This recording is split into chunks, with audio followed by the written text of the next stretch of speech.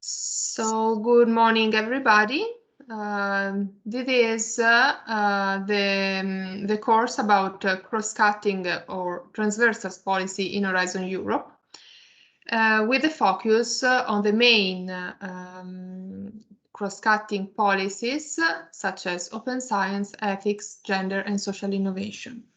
This is a course given within the framework of the International Service Facility, which has been contracted by the European Commission to provide support to all national contact points in the EU partner countries. First of all, a couple of words about myself. My name is Margot Bezzi and I work with INAPRE, the Agency for the Promotion of the European Research based in Italy. I am a senior project manager and my topics of work are mostly social and human aspects of science, technology and the digital transformation, science and society relationship and social innovation.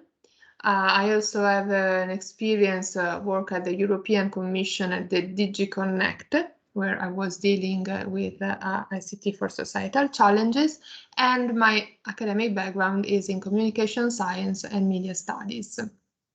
In APRE, so I follow these cross-cutting policies. What are they more specifically? This transversal aspect of research are considered important as a way to achieve real impact. In fact, they are the founding philosophical principles underpinning the European way of conducting and doing research and innovation. They are translated in practice into methodological aspects. And in particular, there are requirements that characterize the practical work that you are asked to do for the Commission when writing your proposals. Now we're focusing on 4 of them, the most important and characterizing ones, which are gender aspects, ethics, open access and social innovation. Now just a glimpse on the main objective associated to each of them. Gender aspects are important to ensure that research and innovation approaches reflect the different perspectives existing within society and all the points of view and perspectives of minorities in society, and not only the dominant views. Ethics is important to ensure that research is conducted respecting integrity and the ethical principles underpinning our society. Open access final objectives is to facilitate knowledge circulation worldwide by allowing free open access to research publications. Social innovation instead is a way of conducting innovation in order to promote sustainability, achieve sustainability of resources while enhancing participative and cohesive society. Let's look at them one by one. Gender. First of all, some basic concepts. When we speak about gender, we speak about the set of characteristics and representations that each culture and society associates to women and to men, and how the society builds the concept of masculinity and femininity. This means that gender-related ideas depends on time and on culture. They can change throughout time and they change in different societies and culture. Whereas by sex, we simply refer to our biological characteristics and to all what is set on physiology and our chromosomic complement. Sex is something fixed and related to nature and not to society. When we speak about gender equality, we speak about a condition, a societal condition, where individuals have equal opportunities to access resources and independently from the gender they belong to, unless there is not a valid reason rooted in the biological dimension which justifies a different treatment. In the European Union and for the European Commission, gender is a major priority because ensuring equal opportunities has a direct impact on the quality of research. In particular, three are the specific objectives set by the European Commission. Ensure equal opportunities in accessing scientific careers. It is because, generically, women are less represented in science and technology sectors. The second objective is to achieve an appropriate gender balance in all those settings where decisions are made. For example, decision-making bodies, decision-making positions, or decision-making procedures, like, for example, also the evaluations of project proposals. This is, again, because women are less represented in decisional positions. Finally, and most importantly, a gender perspective is important also when designing our research. And there are ways to integrate this gender dimension in our research, speaking about the content of our research. And we will see more in depth this part later.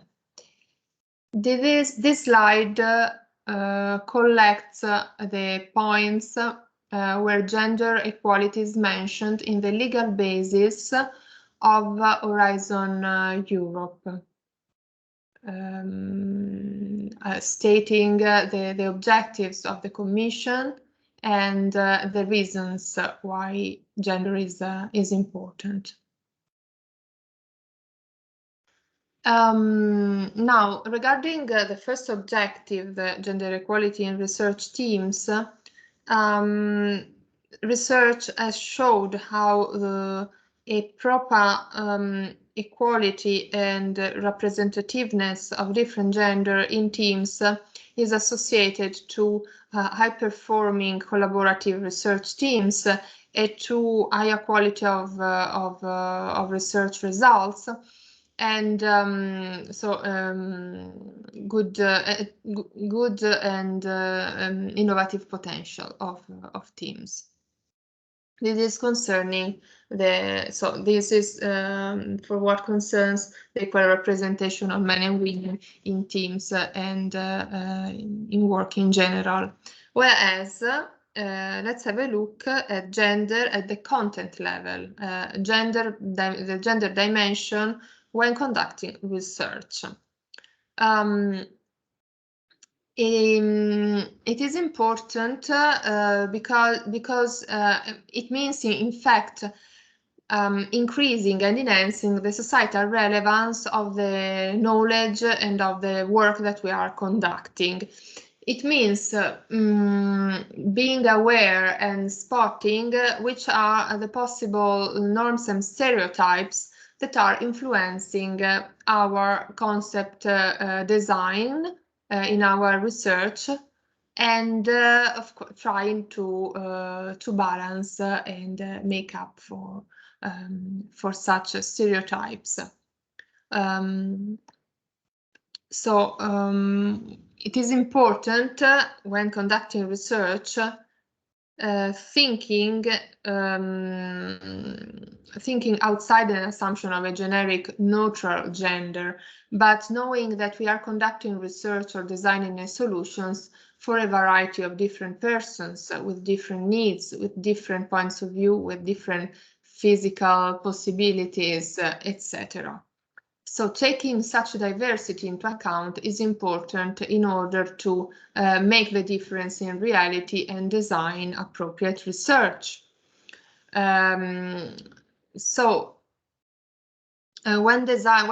developing research questions, when testing our assumptions, we have to bear in mind such diversity and trying to find methodological ways to reflect the diversity in our methodological design.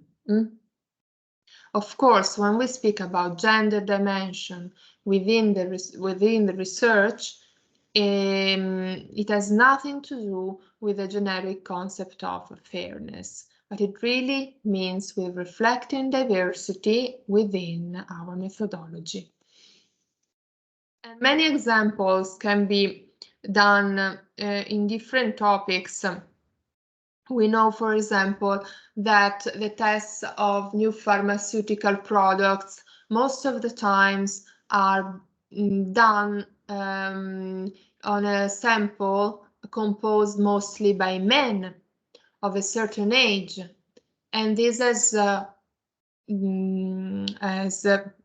caused problems or even death episodes when such pharmaceutical products have been finally used by women, because women's body reacts in a completely different ways.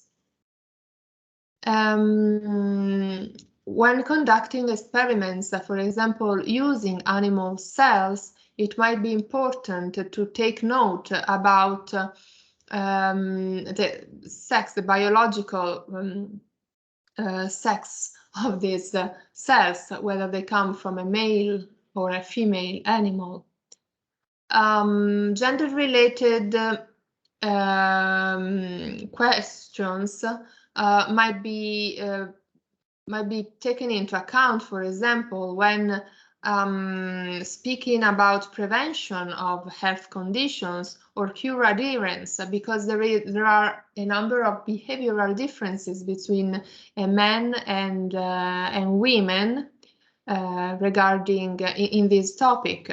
The same is for domotics and all what concerns the development of technology for smart homes, since the importance that men and women attributes to the concept of home is very different. The same is true for transport-related research and innovation. It's always because of very different behaviors concerning the utilization of transports, i.e. either cars or public transports, due to identity projections or to the different organization of life between men and women. For example, men that work have different fewer travels or trips in one day with respect to women who have to take care of many familiar duties, and so on. Different behavioral aspects have been spotted in many other topics. Last but not least, the issue of artificial intelligence and coding. Artificial intelligence are trained by human being, and a number of inputs under the forms of words are given to it, but words and language may be a funnel for stereotypes, societal, cultural stereotypes. So awareness is important also at this level. It is just a few examples to make you aware about how many gender issues might be hidden in research and innovation work. As a reference, as in the very important tool, we give you this website. We suggest you this website, Gendered Innovations, that was created together by the European Commission and the University of Stanford. It is particularly useful because you can find a number of case studies divided by topic. You can see it on the left. For example, science, health and medicine, engineering, environment, where this gender dimension in research is explained, and also in the website they explain you how they tackled and embedded and addressed these issues at the methodological level. This is a new publication, also presenting a number of new case studies on research and innovation with attention to gender. Here we give you some questions that are part of a checklist to make sure that you pose yourself the right questions while approaching your research and innovation work. We don't go in depth on it, but you will have it as a reference. Of course, for each phase, there are a number of appropriate questions that one shall pose to himself in order to be sure to be taking into account the right aspects. Finally, a new requirement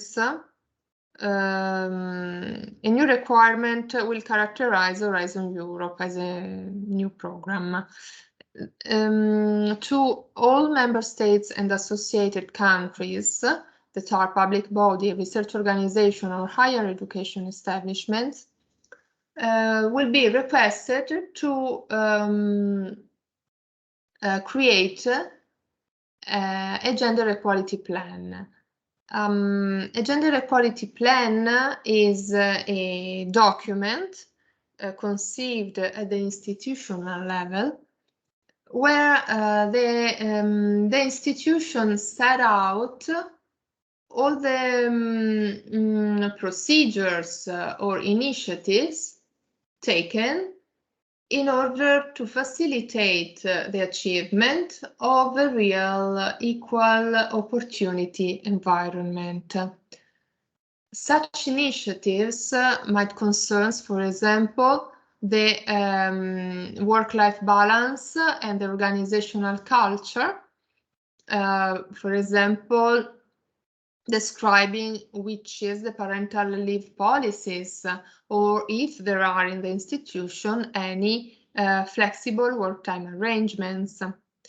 Also, another aspect concerns the gender balance in leadership and decision making, and which are the efforts in order to promote such balance, and so on.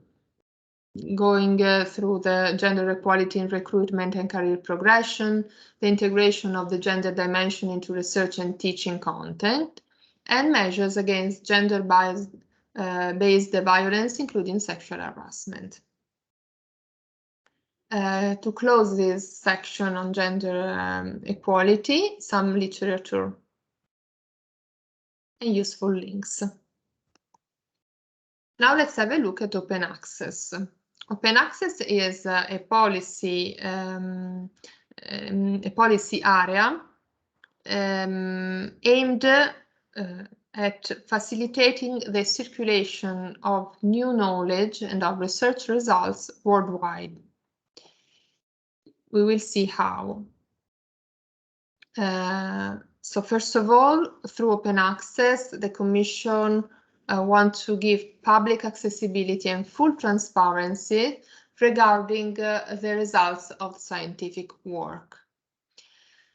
Besides that, full access is also given to the open data, to the data underpinning the achievement of such results. Transparency is a basic and fundamental objective. Also, in order to facilitate and improve the relationship between science and society, and give full knowledge to society regarding the different paths that compose the scientific work, and so explaining why we achieve certain results.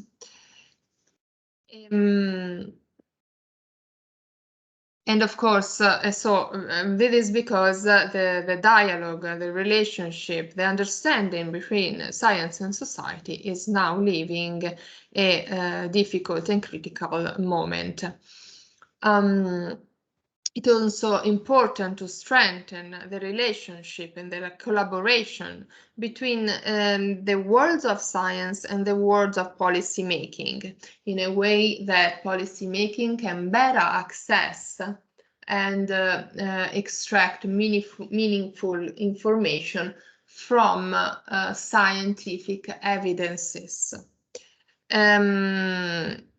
In order to do that, of course, it will be important to build specific infrastructure, specific tools supporting all the transformations in terms of culture and in terms of procedures that open access requires, also at the legal level. But now, let's have a look at the underlying problems which made necessary the development of an open access policy. First of all, there is a reproducibility problem.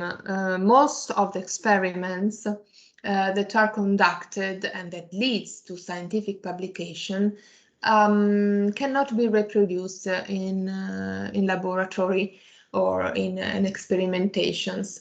And this is also because most of time the data underlying such experiments are not accessible and not retrievable.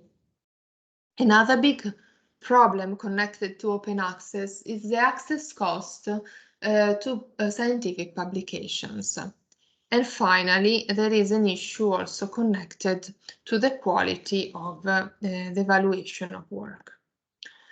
Regarding access costs, what happens in reality is that public bodies or university funds their research, their faculty and researcher teams who produce results and under the form most of the time of publications. These publications are given for free to publishers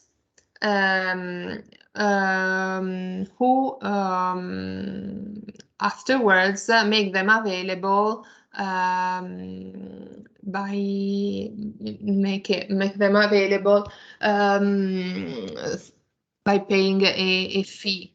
In particular, and this is a big problem because the majority of students and of universities then have to pay in order to access such documents and scientific results.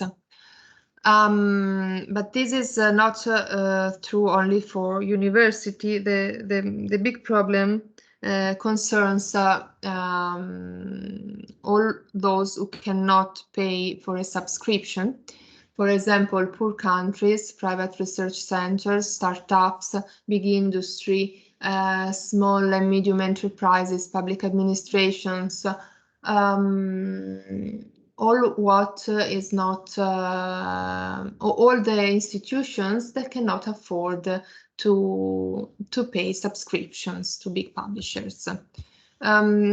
Now a couple of slides showing the amount of the expenditure for universities regarding open access.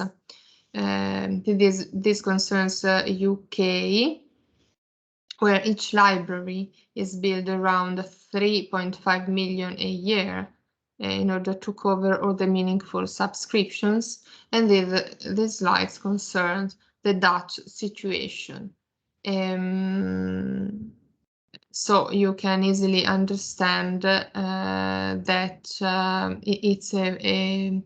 it's a big amount of money spent by university in order to get back their scientific results. Whereas having open science will increase not only the visibility of research outputs, but also the visibility of the researchers, and improve the citation analysis, and will bring a completely new way of accessing the results of science all around the world. This is a slide regarding the reproducibility crisis we mentioned before. And in basic, so what is open access? Open access, how does it work? Is a practice of providing online access to scientific information for free of charge to the user. And in the particular environment of research and innovation, when we speak about open access, we refer to two different levels. From one end, we're speaking about peer-reviewed scientific publications, primarily those published in academic journals. And on the other side, to the data dimensions, which means all the data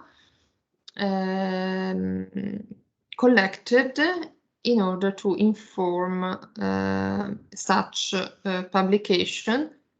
Yeah.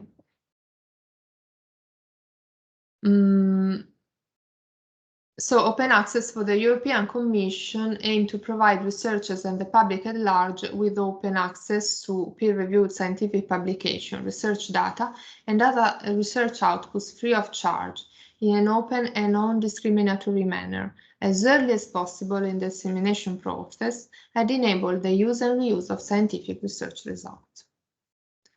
Open access helps enhance quality, reduce the needs for unnecessary duplication of research, speed up scientific progress, help to combat scientific fraud, and can overall favor economic growth and innovation. Beside open access, data management planning is becoming a standard scientific practice. This is taken from the Commission recommendation on access to and preservation of scientific information. It is again a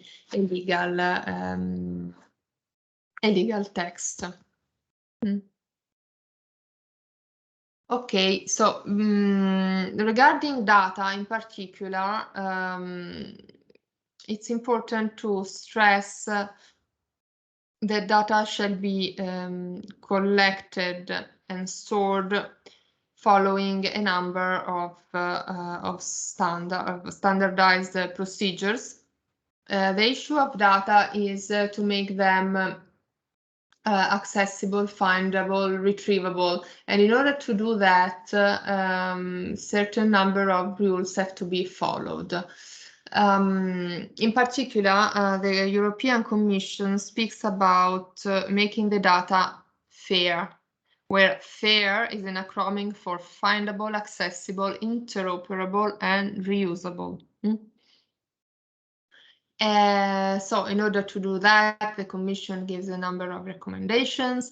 So data have to be stored on specific infrastructures and repositories. For example, the European one is the European Open Science Cloud, EOSC. Data also have to be made available through specific licenses. In particular, the Creative Commons licenses are suggested as a way to allow proper reuse through attribution, in particular. And also metadata shall follow a number of rules and recommendations in order to create metadata. At the level of the proposal, a number of these characteristics shall be specified and described thoroughly. The template of the proposal conducts you in such work. And just a note, a practical note, this is normally done by the coordinator of the proposal.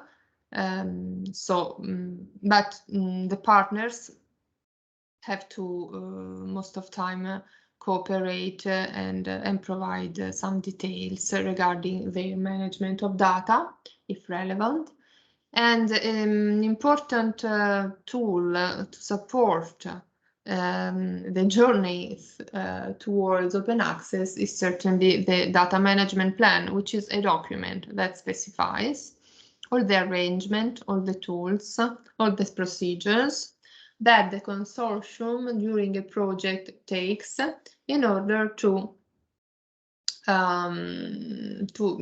establish an open access friendly environment. Okay, now let's move to the third aspect, which is ethics. Ethics is again something that is relevant for all European research across the whole program, of course, as it is the case for the other aspects. And ethics, again, is another way to achieve impact, to ensure that the quality of research is met. And of course, a number of ethical principles and requirements are set out by law. It is important to specify that within the European Research and Innovation Framework Program, beside a research evaluation, there is also a procedure called the Ethic Appraisal Procedure, which means that in addition to the scientific evaluation that focuses on the scientific merit,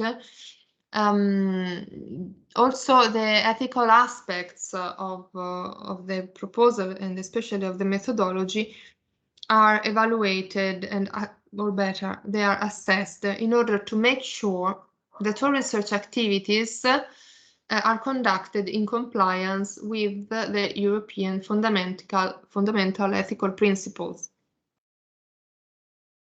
The legal basis of ethics, you can find it mentioned in the rules for participations to Horizon 2020, and they will be proposed, of course, also for the new program.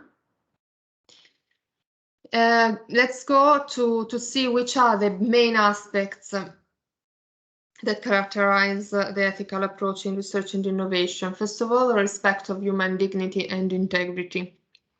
Then honesty and transparency towards the research subject, which means the fact that whoever takes part or is recruited to take part to research experiments, tests, shall be made aware of what is being done and shall give free and informed consent through specific procedures. Vulnerable persons shall be protected. Confidentiality and privacy should be ensured, in this case, following the appropriate existing regulation. Justice and inclusiveness should be promoted, and in general, the approach is to minimize any harm and to maximize benefit. Harm is intended to persons, of course, to animals, and also to environment, for example. Whenever working with the disadvantaged population or territories, it is important not to take advantage and to ensure that their rights are respected, and especially not taking advantage, for example, of territories which might have ethical standards that are lower than the European one.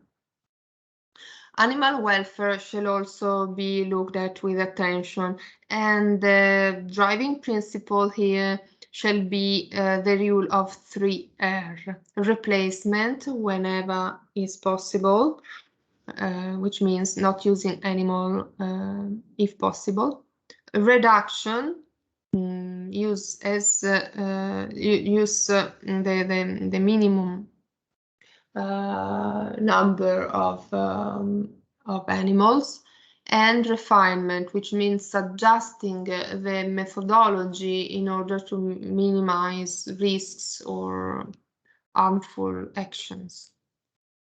And finally, the respect of environment. These are the founding principles.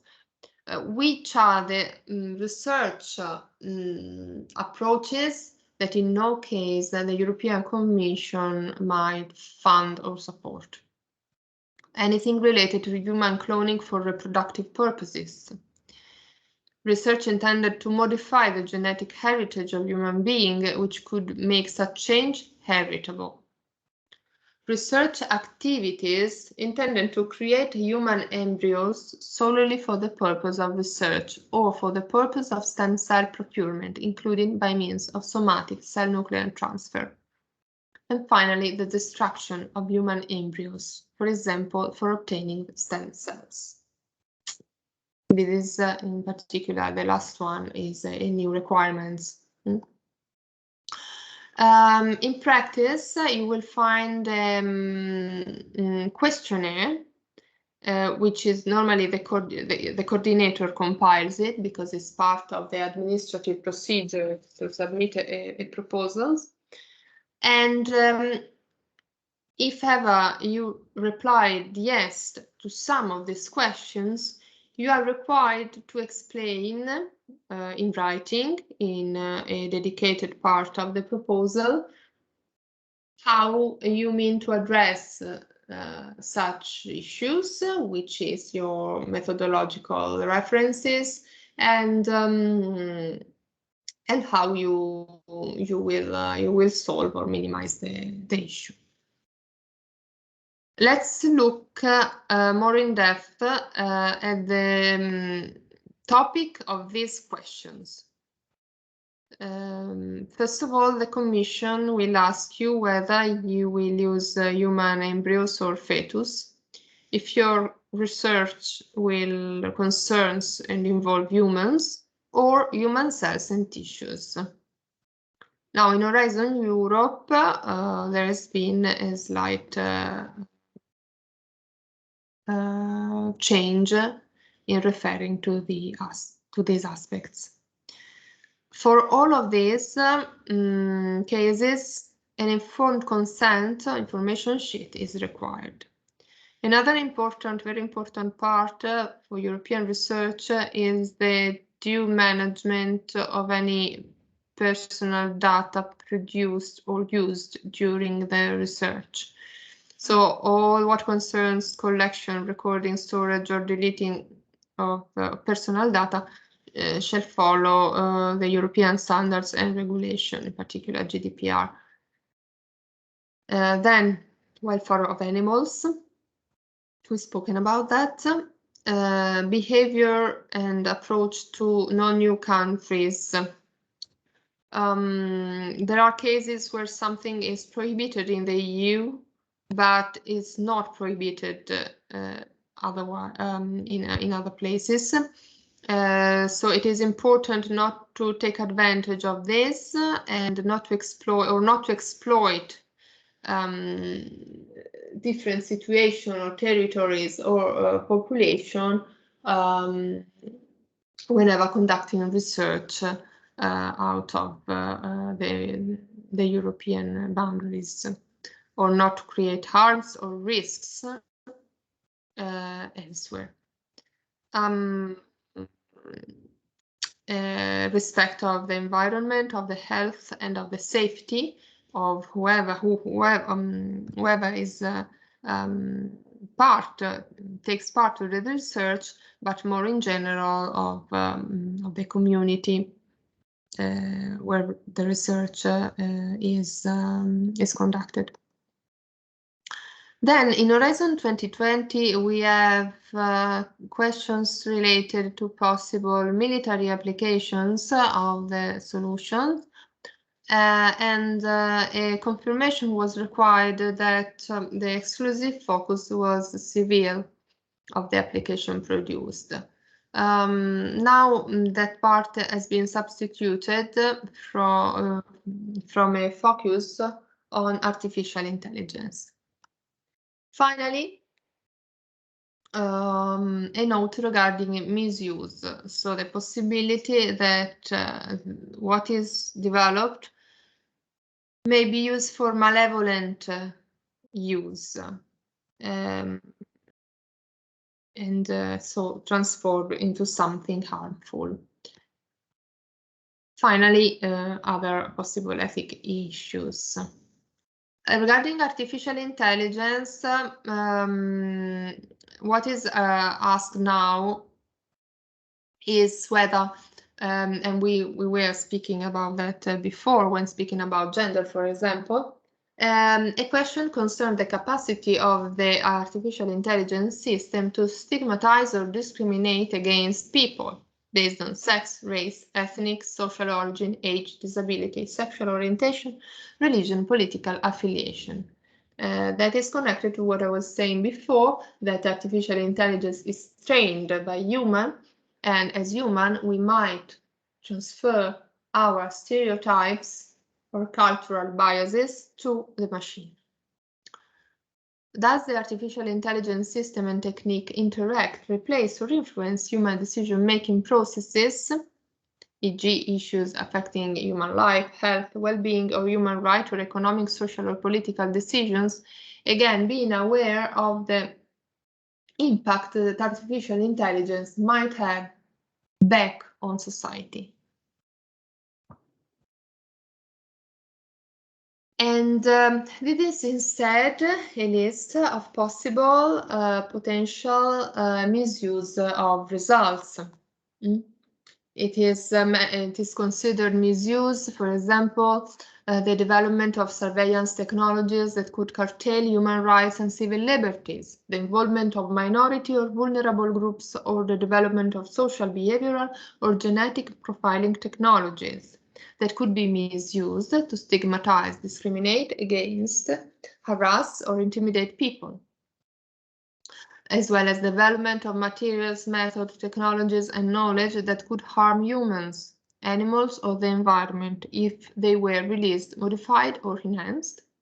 And finally, the development of materials, methods, technologies, and knowledge that could serve purposes other than those intended, and if so, in unethical ways. So it's up to you to understand whether what you are developing might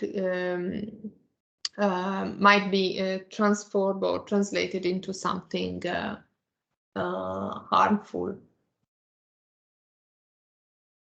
Okay, this is typical types of ethic requirements which you are required to address, for example, during the proposals. And we are closing this part with some notes, tricks, and tips.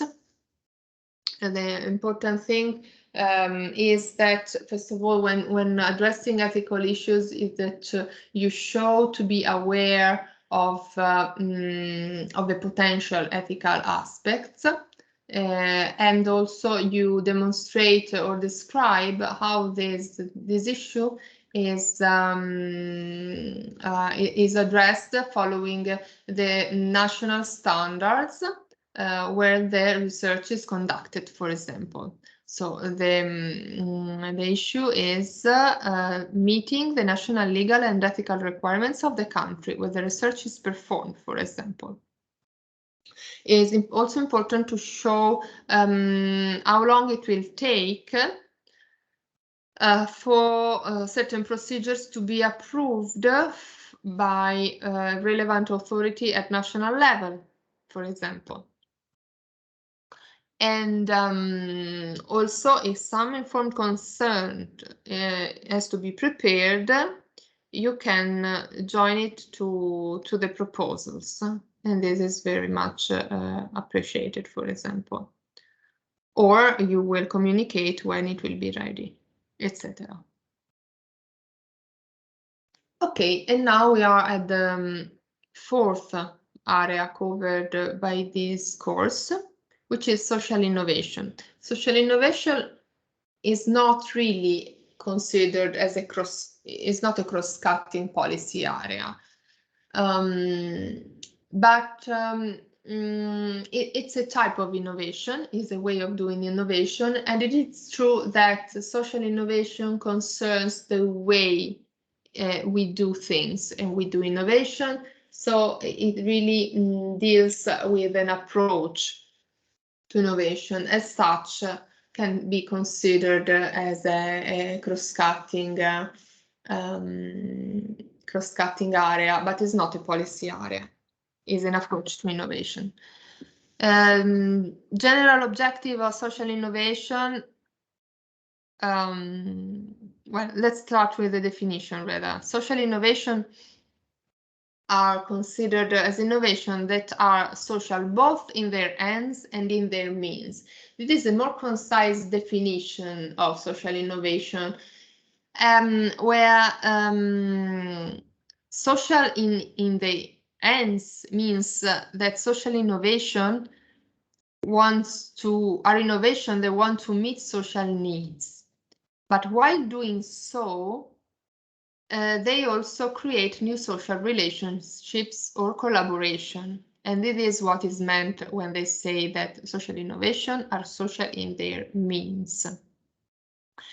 In other words, so they are innovations that are both good for society because they solve the societal problems, but they use society, enhancing the society's capacity to act because they strengthened the societal ties within the societal fabric. In fact, when we speak about social innovation, we mean innovation that transforms society, is innovation at the societal level. The social innovation transforms the social fabric of communities.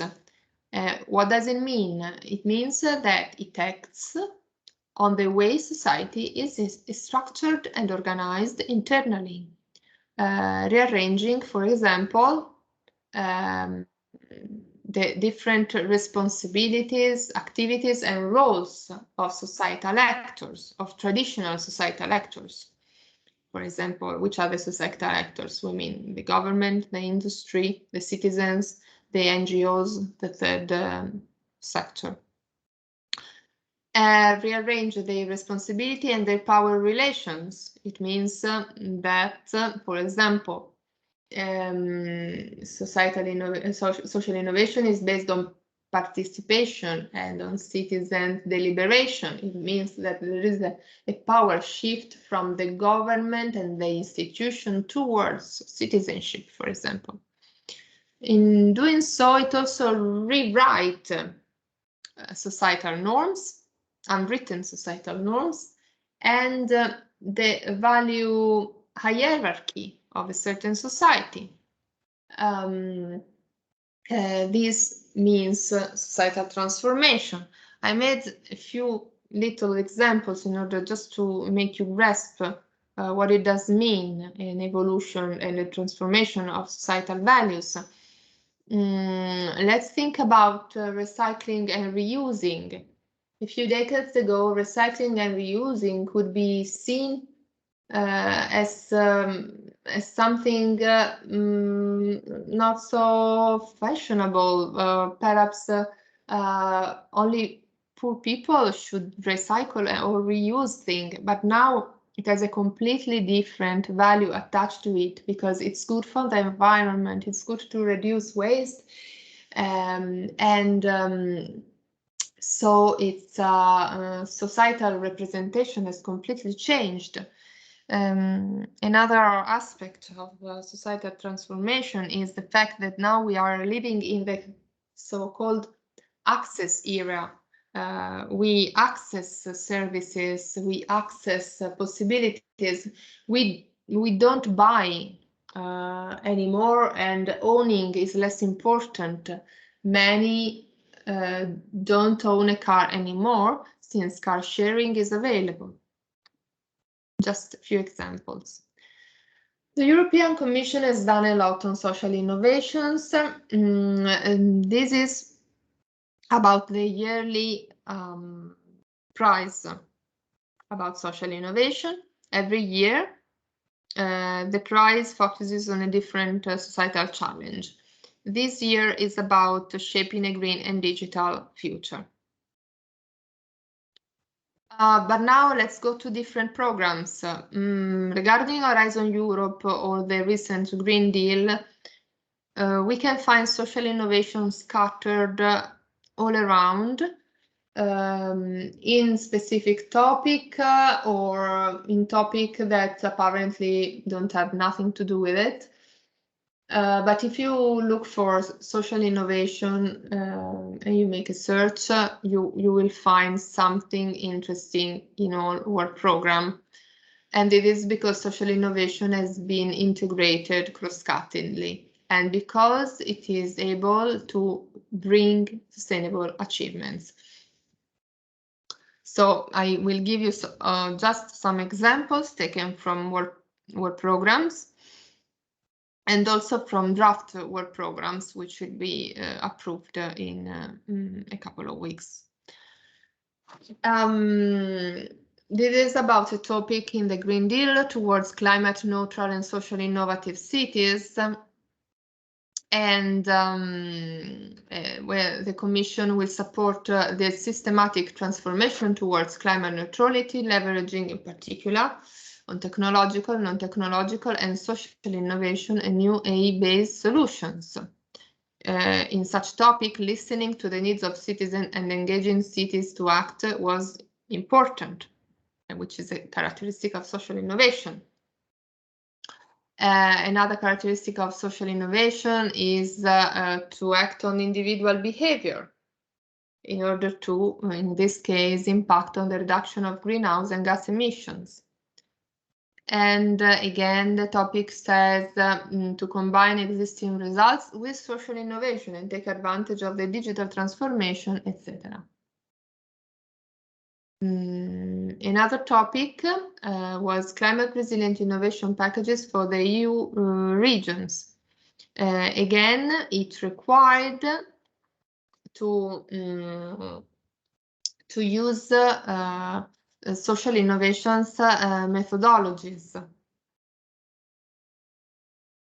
Social innovations can be found, for example, in the work program about civil security for society, in different topics, starting from the introduction to the work program, where, in order to ensure ethical outcome and to foster the societal support to certain decision, social innovation is mentioned. Together with the attention to social science and humanities. Because the integration of such a perspective in research and innovation ensure a better ownership from society and sustainability. And so on. Another topic, it focuses on social innovation already in the title. Social innovations as enabler of security solution and increased security perception. I will go faster now. We cannot read all these parts, which are extracts I did from the topic, but it is to give you an idea of how much cross-cutting such approach is in different work programs. You will read the text later. Here we are in another work program, Cluster 4, Digital Industry and Space. Again, social innovation is mentioned in the introduction. And in topic aiming at creating industrial urban symbiosis for better utilization of energy, water, industrial waste, and byproducts. Social innovation is key also in a topic focusing on EU-Africa partnerships, for example, on sustainable raw materials. Then another topic aims at integrating the social innovation at the level of technological innovation.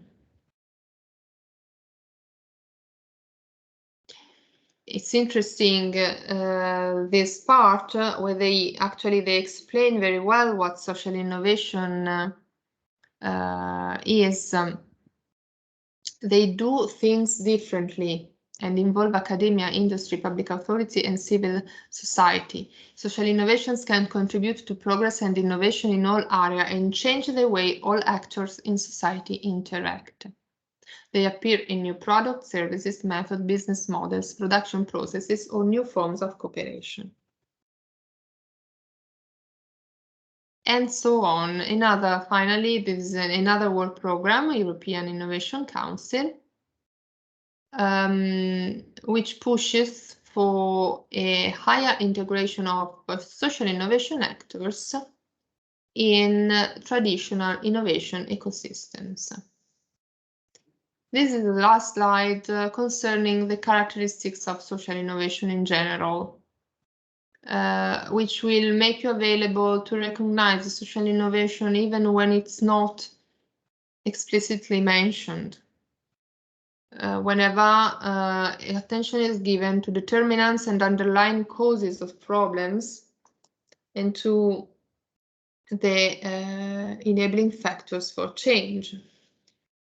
Where a systemic approach is taken and attention is given to the paradigmatic level in order to experiment new organizational models of society in an optic of sustainability. Societal and cultural dimension of issue is key to implement social innovation, recognizing determinants factors such as values, motivations, incentives, and the behavioral and lifestyle dimension. The involvement of all the actor ecosystem is key, and also the transformation of governance and organizational models. And when we say governance, we speak about the dimension of shift of power. Finally, it's also important for social innovation to capture all the value and societal capital which is not monetized and cannot be translated into money, but is still societal value. Finally, some key documents in order to understand better social innovation and understand it at the European level. And with that, I have finished and I hope you enjoyed. Thanks to everybody and bye.